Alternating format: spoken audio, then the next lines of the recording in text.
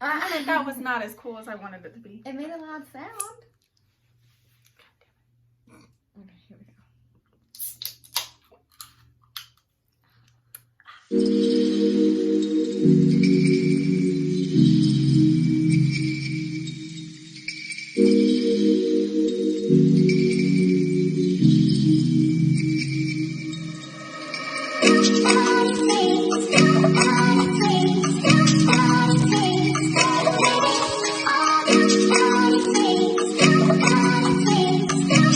Welcome back to our channel, Hot Mess Mamas. My name is Callan. I'm Elaynna. And today we're gonna sit down, relax. I've got a White Claw, and Lena's got her Mike's Hard. We are going to be talking about mom guilt. So if that sounds interesting to you, stick around. But before you do that, hit the like and the subscribe button. It helps us out a lot. We upload every Tuesday and Thursday here on YouTube. So, Elaynna, let's talk about mom guilt. Okay. We all have it. Yes. As moms, you know, Sucks. it sneaks up on us after we get the kids to bed. Yes. Why do you think that happens? Because I feel like when you're in the moment and like whatever is happening, you get so much in your head, and it's hard to kind of take a step back and look at it as a big picture. At least for me, that's what it is. Like, No, I deal with the same thing. Yeah. It's definitely difficult, but it's something all moms go through. Like, you're not abnormal for feeling guilty about things that have happened or things you're doing as a parent. Right. It's completely normal, but just keep in mind you are a great parent. Yes. Your Doing kids are great. happy, healthy. Yes. They're just bad kids. I'm just kidding. Mom guilt comes in a variety of ways. Oftentimes for me, it'll come at night after the kids are asleep. It doesn't come during the day. You know what I mean? Or if it does, if I do feel guilty about something, I'll always make up for it, because as much as I feel I'm the parent and what I say is gonna go, if I am ever wrong, I do apologize to Ryder right then and there, you know? Yeah. There was this, I don't know if I want to share this, but there was this one time where, first off, I've told Ryder time and time again, stay out of the kitchen, there's no toys in there, you have to ask if you want to get a snack, you know, that's just a common rule in my house. But he doesn't always listen. He'll go into the kitchen and, you know, find something to get into. And one thing that he always grabs for, because it's at like the bottom of my pantry, is the Flyswatter. He always grabs the freaking Flyswatter, and I don't want him to hurt himself. I don't want him like smearing it all over the walls. Yeah. You know what I mean? Like, It's it's not a toy. It's gross. Don't touch it. And one time he had it, and I had it. So I took it from him. And I hit him on the head with it. I took it from him, and I hit him on the head with it. And, you know, not hard. But as soon as I did, I said, I told you not. I'm sorry. I'm sorry. I hit you with this nasty voice. I know. I said, I told you not to. I'm sorry. And I like hugged him, and it doesn't always go like this for me, but in that instant, I did say sorry for hitting him with the Flyswatter and said, please just don't do this. And it's like, that's not the first, second, or last time that I will ever say that. But in that moment, I was wrong. I didn't need to be hitting him with the Flyswatter. You know what I mean? So I think that one thing that you can save yourself from a little bit of mom guilt is admitting to your child when you're wrong. One thing that I live with to this day are all the times that my dad was upset with me, but he would come in to say goodnight, and we'd talk about it in a calmer manner. You know what I mean? A lot of times as parents, it's hard to not lash out right at first, especially if it's something the child is doing over and over again. This is something that I've told you. Do not touch the Flyswatter. You know what I mean? Do not open the front door. Do not go in the kitchen. These are everyday rules that sometimes Ryder tends to forget. And I did the same sort of thing where I'm doing this continuously to my parents, and they're having to deal with it, and nothing is working. But at the end of each day, if my dad had to fuss at me that day, he would always come into my room, sit down with me, and say that he loved me, say that he's sorry for yelling, and just make sure that we end the day on a positive. Recently, we've been trying to potty train Ava, and for a while, she was doing so well. Like, no accidents. Right. She even made it through the night one night, and we were doing good. I was like, thank God, because we've been potty training for a year. And now all of a sudden she has completely regressed, like having several accidents throughout the day. And my initial instinct is to get angry because she's peeing on the couch. We're having to change her clothes constantly. It's frustrating. And so my first approach to that was, okay, well, we're going to discipline. You're going to be in timeout. You're going to get your toys taken. Like, you're going to get spanked on the butt.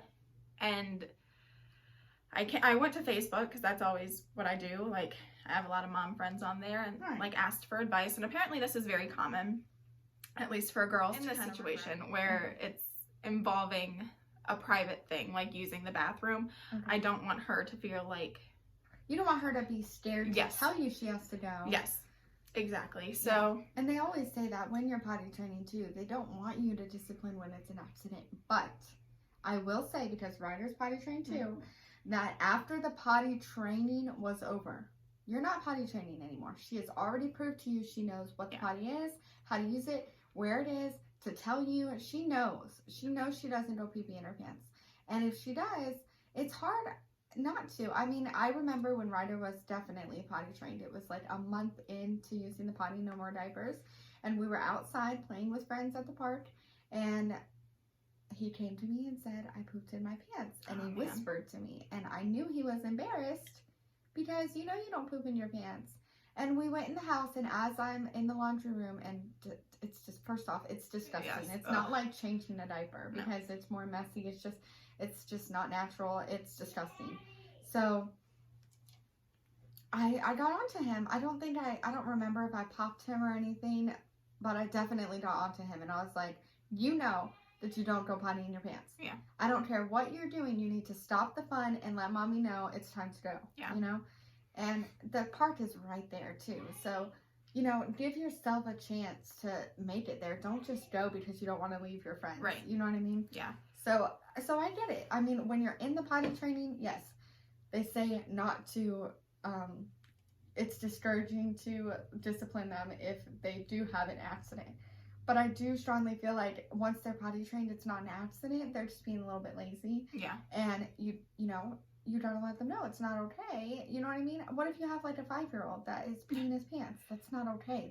You know what I mean? Yeah. That's not okay. 5 years old, if you're not potty trained, there's something wrong. I'm standing by that. A 5-year-old should be potty trained. If Ryder came at me talking about I pissed my pants, he would be in trouble. I have tried a different approach. The other day she was at home with me and Tyler while I was working. She did have a couple accidents, and I don't know if maybe she's trying to get attention with the baby. I don't know. So I just kind of tried to make it seem like not a big deal. Like, okay, you know you're not supposed to do that. Take your pants off, go put them in the washing machine, and find a clean pair of pants. I think it's great that you make her do that. Oh yeah, you know what I mean? I've made her take a Lysol wipe to the couch when she's peed on the couch. I'm not cleaning your mess up. I've been dealing with Ryder spitting. Oh man, yeah. It's like this new thing where Ryder will just spit on the wall or he'll spit on the floor, and it is disgusting. Yeah. And it's rude, and I don't even know where he got it. You see, that's the thing. Like, it makes you think, like, where are these kids? Why are you picking this up? Learning, yeah. Exactly. So I got really upset with him, but I would always just make him clean it. Yeah. But then one day, Ryder spit on baby Maddox. No. Yes. Ugh. And baby Maddox needs to learn how to spit back. I'm just kidding. No, spitting. I'm just kidding. That's so gross. I hate spitting. Yes. It's like, where did this even come from? And, you know, you have mom guilt about stuff like that, where it's like, why are you doing this? Right. Why am I having, and then you have days where it's hard to not take it personal because you are their mother. Yeah. What am I doing wrong? Yeah. What am I doing wrong that he thinks he can just walk up to a wall and spit on it? Like, am I failing completely? Because that's what it feels like. And my biggest thing that, the only person that I told about this spitting thing is to Elaynna, because she's my best friend, and I know that she's not gonna, you know, say anything stupid or annoying. So I told her about it. And revert back to our pet peeve video. Yeah. So I knew she wasn't, you know, and she's not judgmental about it. She even told me that, oh, Ava did that before. And she told me that it sounded like you were saying that Ava has blown raspberries back at Arya when, you know how Arya spits and blows raspberries. Except and it's nasty toddler spit exactly, everywhere. Exactly. It's harder. And you can't tell a baby, no, we don't spit, you know. But a toddler should definitely know. Yeah. But to me, what it sounds like is that, you know, Arya doesn't, and so Ava doesn't back at her, like, trying to play with her, except she's bigger, so you're telling her not to spit, but then she's like, well, Arya's spitting. Yeah. Ryder, Maddox doesn't even do that, so it's not even like the back and forth thing they're playing. I don't think he's trying to be mean, but it's frustrating when Ryder does stuff like that, because I'm not saying I'm a perfect parent by any means, and I feel like we can all give a little more to our kids, but I give Ryder a lot of attention. You do, yeah. I work with Ryder on stuff for school. He gets a book read to him almost every night. You know, he gets my husband, since this quarantine thing has started, he takes the kids outside at least 4 times a day. Wow. But sometimes I think that Ryder's behavior exhibits that he doesn't get any attention. Right. So it's like, okay, do people just spend 24 hours with their kids and I just don't know about it? You know what I mean? You don't want to hear about what's going on in my house. Like, spell the tea. What's I going have on the opposite here? problem. I definitely feel like I don't give enough to my kids. I do work full time, and when it's not quarantine, my husband does too. And I'm grateful we've got to spend a lot more time together. But I mean, I still have my kids going with my mom a few days a week, and then of course you were watching Arya a couple days, and it's something that, I mean, even going back from maternity leave, I just had this horrible feeling about leaving my baby. And I don't know why. I mean, I guess with Ava, I was only working part-time when I did go back to work. So I'd only leave her for a few hours at a time. But it's on just... some days, not like consistently. Exactly, yeah. Exactly. And then it gets to me sometimes, and then I'm like, oh, wow, like, I'm missing all this stuff, like... But at the same time, I like having the break. I like being around other adults. I like my job. I complain about it all the time, but I do like, you know, I'm very thankful I work with some of my best friends. I have never, like, had kids and then, like, gone to work. I've had part-time jobs since I've been married, yes. But it was, I never left them when they were little. You know what I mean? And I do feel like that would be hard, you know? But it's not to say that you're a bad mom or that your kids are missing. I mean, plenty of kids grow up with their parents working. It's actually, I'm a part of a dying breed. Like, most people do not stay at home anymore. Yeah. You know what I mean? Like, I don't have a whole lot of stay-at-home mom friends, but the ones that I do, they're usually like military spouses, you know? And I enjoy the stay-at-home mom friends that I do have, but I'm also working towards something. Yeah. So when I was a stay-at-home mom with Ryder, I wasn't in school or anything. I just stayed at home. And then whenever I moved here and had him potty trained, I was like, man, he's going to be going to kindergarten in 3 years. And what does that mean? I just stay at home still? Like, no, I'm trying to get this money too. Yeah. You know what I mean? And it's also very important for me. Like, for you, you're setting a very good example for your girls. That you grow up and you get a job, you start a career, and you go get that money. You know what I mean? Yeah. And for me, I'm setting an educational example as well as you. So you're setting, like, the both example of, like, you grow up, you get a job, you get a career, you start your career, and the educational role model that you're being by going to school as well. Sucks. No, you're doing great. And for me, I feel like Zach and I are good role models to our sons too, because we're on 2 opposite sides of the spectrum. And I'm just going to school to, you know, get my bachelor's degree, and then I'll start going to work. And Zach went into the military. Yeah. So we're good role models for both our kids. And when they turn 18 years old, let's just hope it doesn't happen. But if they do turn 18 years old and end up walking the stage, graduating high school, they will know, okay, my mom went to school and my dad went to the military. What do I want to do? Yeah. Because those are basically your 2 choices. Yeah. You know what I mean? And they're going to pick one. They're not just going to... You ain't living under my roof just being a lazy section. You shouldn't feel like you going to work is a weakness. It's actually a strength, and your girls are going to appreciate that one day. I mean, I always say it, and I'll say it again. Being a mom is the most thankless, selfless, most hardest job that you will ever do. and you do not see how you're doing. You don't see the output until they're 18 years old and until they're, going to school or going to work or, doing whatever they're doing. You know what I mean? So it's hard in the moment to see, like, am I doing good? Am I raising good Samaritans? You know what I mean? Yeah. I think that's a really good point because, I remember growing up, my mom, I'm very thankful my mom was able to work from home. So she was always there, to cart us around or, take us, wherever we needed to go. And she was still able to provide for us. Yes. And then I even remember her, like, she did some, like, continuing education or, like, new training that she did. So she was in school for a little bit, and I'm very thankful for that. So her, yeah. mommy going to school and mommy doing work. So yeah.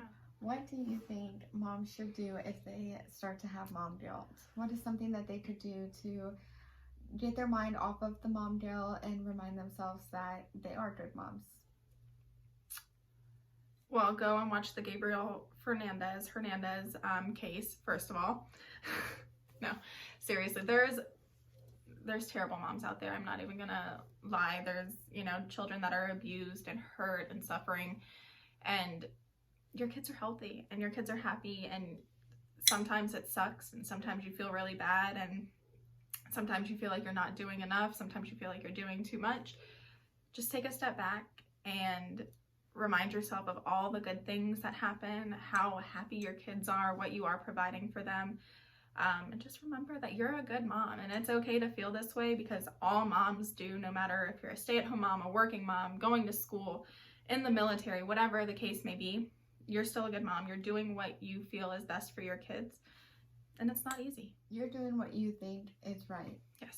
And like I said before, you don't know if it is the right thing right away. We just have to take it day by day.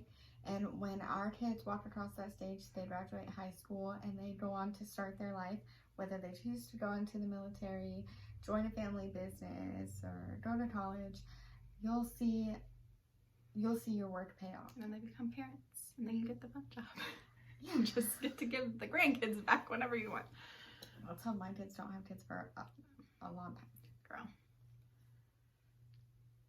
I'm ready to be a grandma. All right, guys, so that was our video today. I hope you enjoyed. I hope you feel a little bit better about yourself. Just keep in mind you're doing a great job. We are here every Tuesday and Thursday. I hope you like this video, and we will see you next time. Bye.